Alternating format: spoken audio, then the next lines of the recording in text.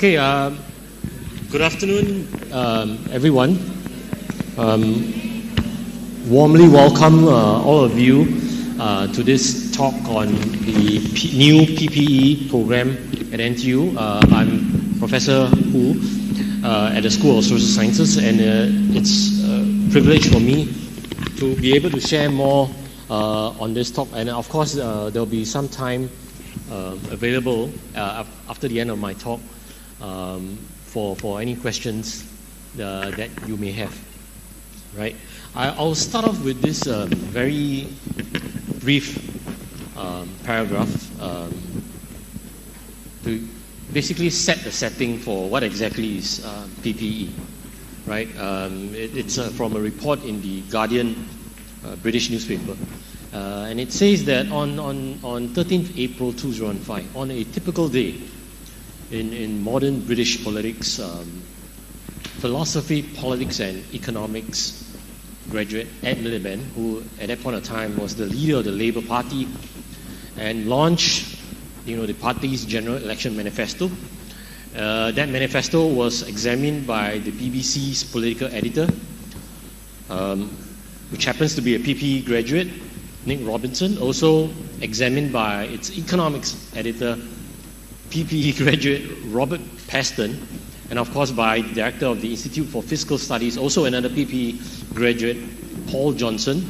And that manifesto, of course, was criticized by the Conservatives at that point of time, the then Prime Minister, also another PPE graduate, James Cameron, and of course it was defended by Labour's Shadow Chancellor, then PPE graduate Ed Balls.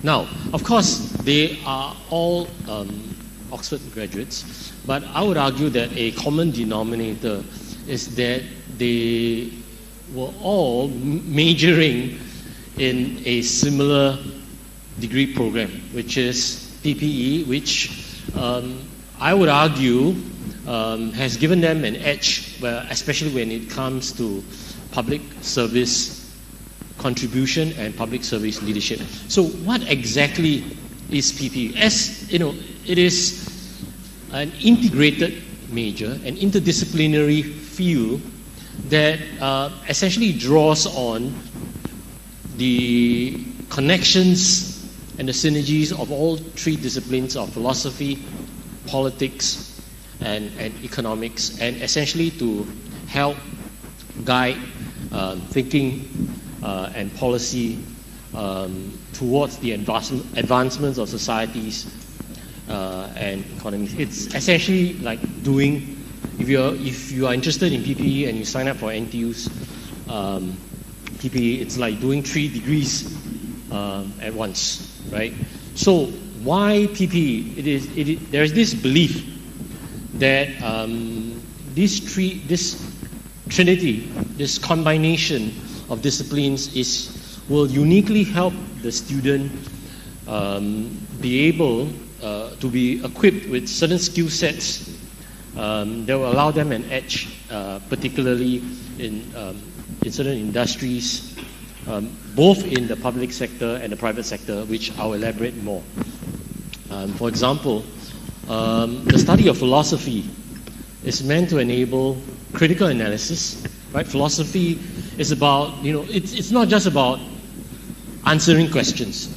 Right? When you study philosophy, you question how you answer in the first place. We want to question those assumptions, right? The ethics of it as well, question the logic of it. So it's about not assuming what we see and understand as truth. We have to question this truth, and the study of philosophy would help in this aspect. The whole idea is that a PPE graduate would have a good grounding in critical analysis, logical reasoning, and thinking, right? And of course, it comprises politics, which is really about the study of a set of activities that shape power relations in a society. And here, there are so many things, so many factors that can shape power relations, class relations, right? Certain structural conditions, certain structural political conditions, certain institutions within societies, whether or not there are existing policies, public policies. For example, in Singapore, meritocracy is embedded as a core policy and normative value for us, but it may not work the same for other societies that may value different things. So the study of politics would help you understand what are the kinds of factors, what are kinds of relations that shape the power structure of different societies. It's not just only the Singapore society, the society around us, and of course we also look at the dynamics between countries, right, at a macro level. And last but not least, it also includes economics, right? Even for economics, if there are different ways of interpreting economics, right? But very broadly, economics could be understood as a framework for understanding decision making at various levels, and of course its impact on the use of resources, markets, and societies. And we have this belief in PPE that all three elements are critical to having a more nuanced, a more comprehensive, and deeper understanding of some of the real-world problems that we face today. Let me give an example. Right? Many real-world questions today are what they call wicked problems. But wicked problems basically means that these are problems that have interdependent factors and causes, that there's no definitive formula to address them. And most of the time, if you want to address one specific issue, you will have trade-offs. These are what is known in the literature as wicked problems. I give an example of a wicked problem, if you will, which is that should economic growth take precedence over social progress, right? And you can address this question from multiple perspectives. But if you have a PPE approach, an interdisciplinary PPE approach, you will be able to answer this question in a more nuanced and a more multifaceted fashion. For example, if you're looking at it from an economic lens, well, the answer will be yes, of course, you want the economic pie to grow, right? So if the economic pie is bigger, you will obviously benefit the population.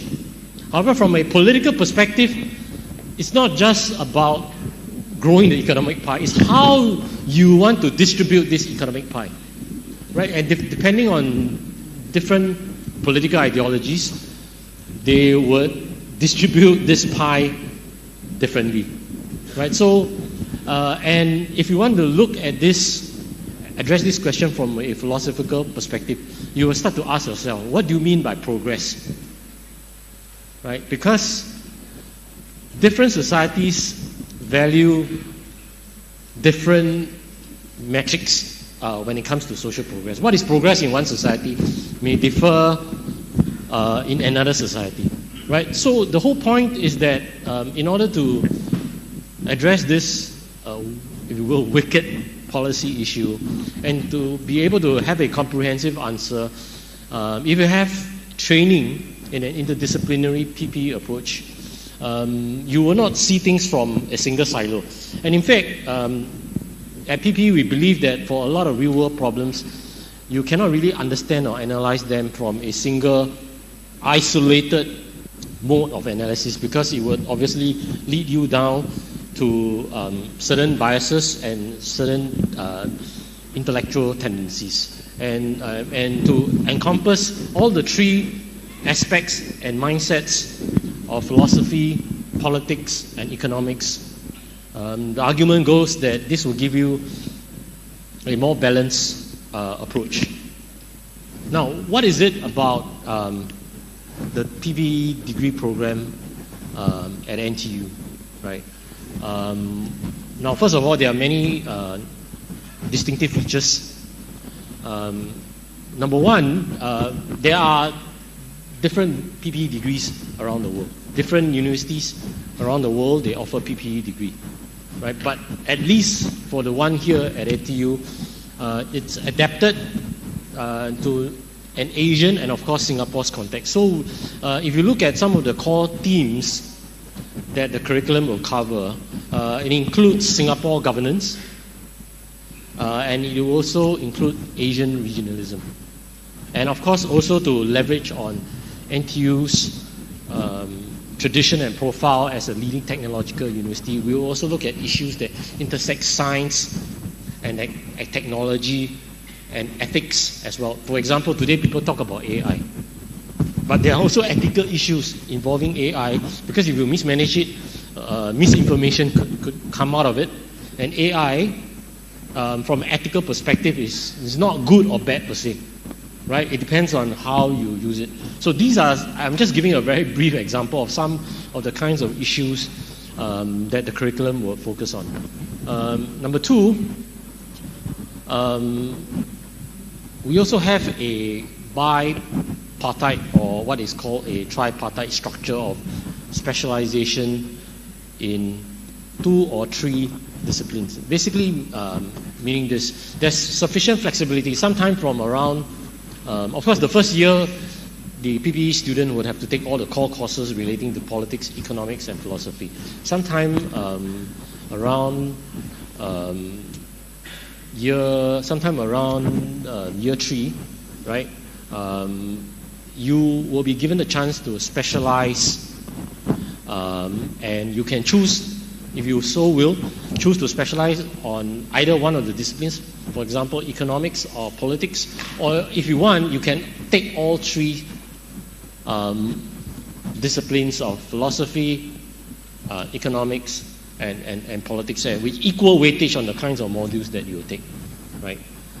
It is a 4 years honors program, and I want to emphasize that one unique selling feature of NTU's PPE program is that we focus on an applied approach, meaning that we have compulsory internship in year 3 during the special term, and this means that of course we encourage students to look for their own placements, but of course because it's compulsory, the college would certainly help you, because this element is very important for our program. We want you to apply what you've learned, and of course there will be ample opportunities for overseas study exchange. There's the final year project, FYP as they call it, would also be an interdisciplinary one, where you're supposed to combine research and cutting edge thinking on at least 2 disciplines. So you'll basically have supervisors from 2 different departments, right? Okay, I already early on mentioned about the Singaporean governance and Asian regionalism part. I also want to highlight that quantitative methods is something which the PPE degree at NTU would focus on, principally in part because of the economics aspects. So in fact, you look at our admission requirements, we emphasize on a good grade in the maths, in the math component.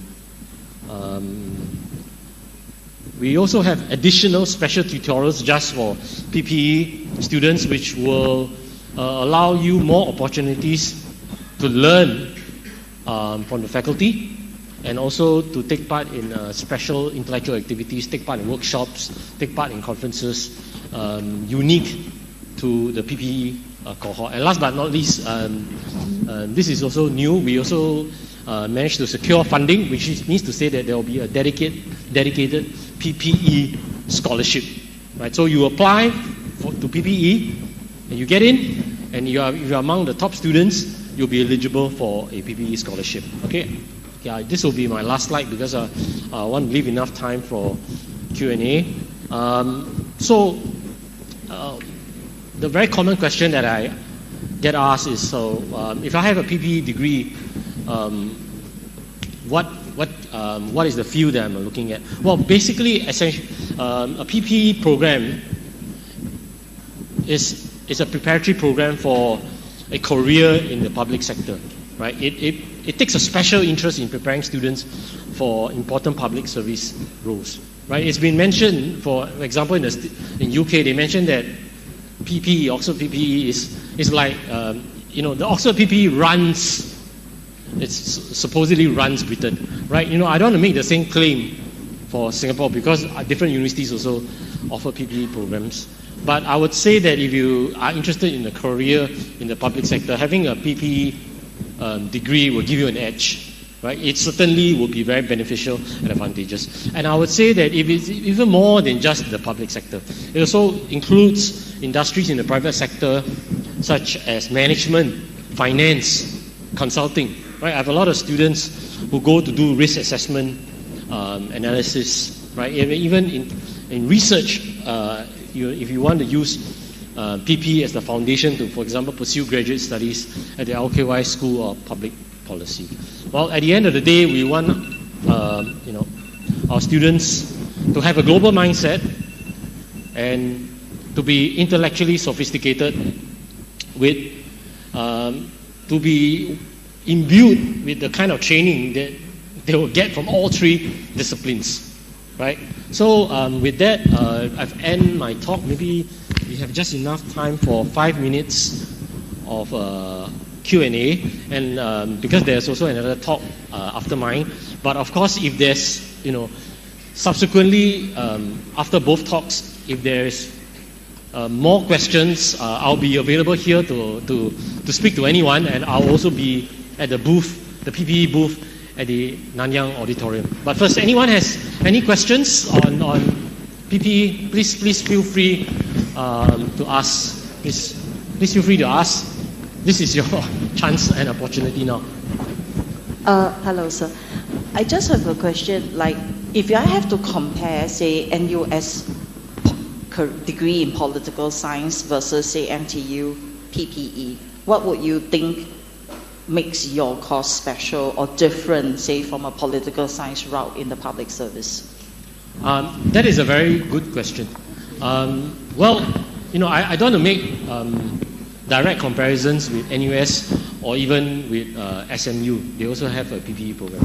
But I would say that at the very least, in comparison to just a degree program that does on political science, in PPE you will learn things more than just about politics. You will also have training in economics, which is why the math component is a core requirement for the PPE. And it's also more than just that, because we also have components that look into training the student to have a philosophical perspective. Meaning we should not take for granted the world and reality as we see it. So these are the kinds of training that you may get if you are just a philosophy student, but you will not miss out on components on economics and politics. So PPE combines all three degrees, the best elements of all three degrees. It's like taking 3 degrees and if you will, you can say that you are a specialist in all in 3 elements, and you can certainly market yourself to future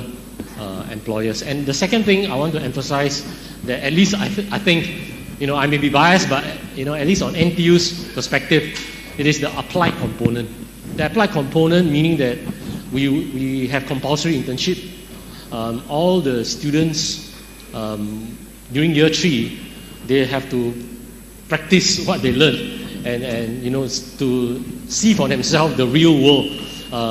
Some of them may intern at public sector companies, departments, public sector companies, or some of them may even get placements at leading private sector companies. I don't want to name names because it is not definitive, but certainly there will be good opportunities for the students in PPE to go and place themselves at a head start versus their peers in terms of already knowing, establishing networks in the industry. In fact, networking is also a very important element for the PPE over at NTU, and we also arrange talks with people from industries, arrange talks from relevant academics to speak to PPE students. Any other questions? Yes, please. What are the admission requirements? Right, okay, because this is a new course, I I'm sure you realize that there's no IGP, but this course itself, we are targeting top tier social science students. So if you I don't want to be definitive about this, but you can use, you can take a look at the cutoff for PPGA, you can take a look at the cutoff for ECDS, you can take a look at the cutoff for the double majors program. It will be around, these are the kind of caliber of candidates that PP will be looking at. But having said that, I do not want to be definitive to say that, oh, if you don't have those kind of grades, you can forget about applying. We welcome applications. We welcome applications, and because we are, this is also a new course, and we are also looking at people, who can potentially offer us something interesting and unique, right? Grades is one, but it's not everything. We are looking holistically at the particular applicant as well, right? Yes, please.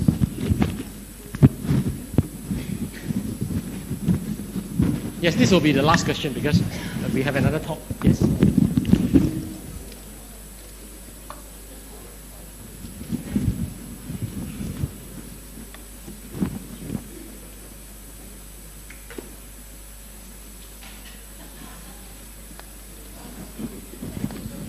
Yes, okay.